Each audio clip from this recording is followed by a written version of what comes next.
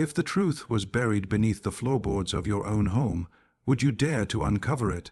The thought gnawed at Detective Ryan Miller as he pushed the creaking door open and descended into the darkness of Emily Carter's basement.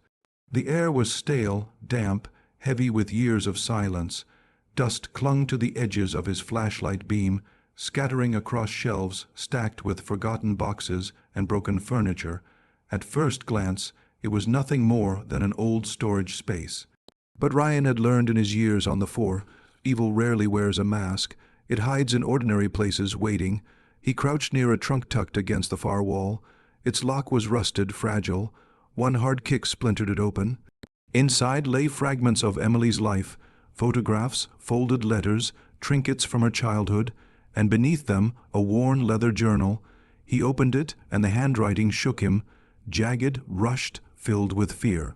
"He's watching me again. I feel him when I walk to work. I hear footsteps at night. I don't know who to trust, even the police, maybe especially them." Ryan's throat tightened. Emily hadn't just disappeared. She had been hunted. He searched deeper. His boot caught on a loose floorboard. Kneeling, he pried it up. Something was taped to the underside, a small USB drive. Heart pounding, he slipped it into his pocket and left the basement behind. Back at his laptop, the files cracked open like a confession, dozens of bank transfers, names hidden behind shell companies, and then a video. The shaky, grainy clip showed Emily walking quickly down a suburban street, glancing over her shoulder.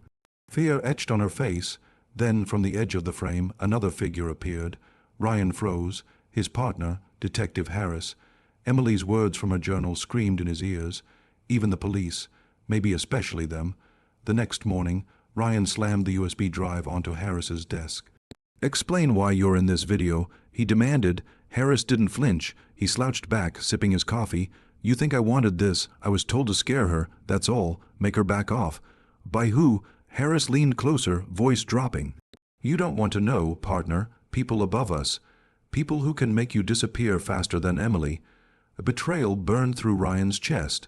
The man he'd trusted with his life had helped orchestrate Emily's vanishing.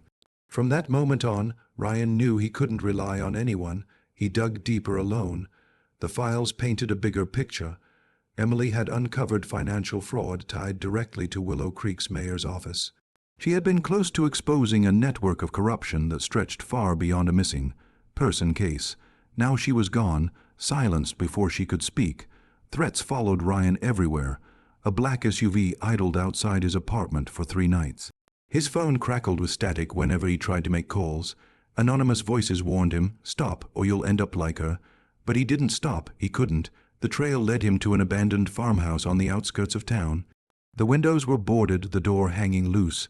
Inside, dust coated every surface. He found the cellar door half, buried beneath collapsed beams. With effort, he forced it open. His flashlight swept over rotting walls, broken tools. And something caught in the dirt. He knelt, pulling it free. A scarf. Blood. Stained. Emily's. Ryan's breath shattered in his chest. His knees gave out, and he clutched the scarf as though it were Emily herself.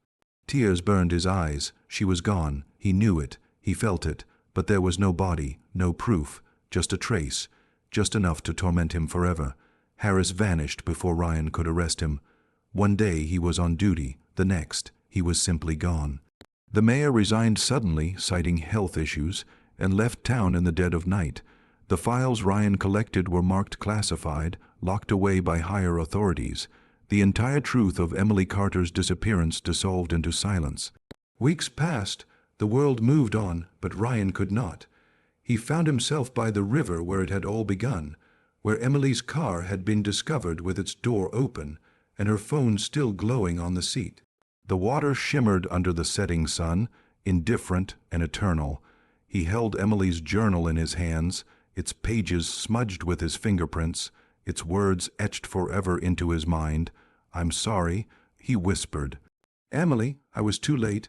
The wind carried his voice across the water, and then, movement. On the far bank of the river, half hidden by the trees, stood a figure, a woman. Her hair drifted with the breeze, her silhouette stark against the fading light. Ryan's heart leapt. "Emily." He breathed, but before he could shout, before he could move, the figure turned and slipped back into the shadows of the woods. Silence. The river kept flowing, as though nothing had been there at all. Was it her, a ghost, a trick of his shattered mind? Ryan never knew, neither did Willow Creek, and maybe that was the cruelest truth of all. Some mysteries are never meant to be solved. Emily Carter's story ends not with answers, but with shadows.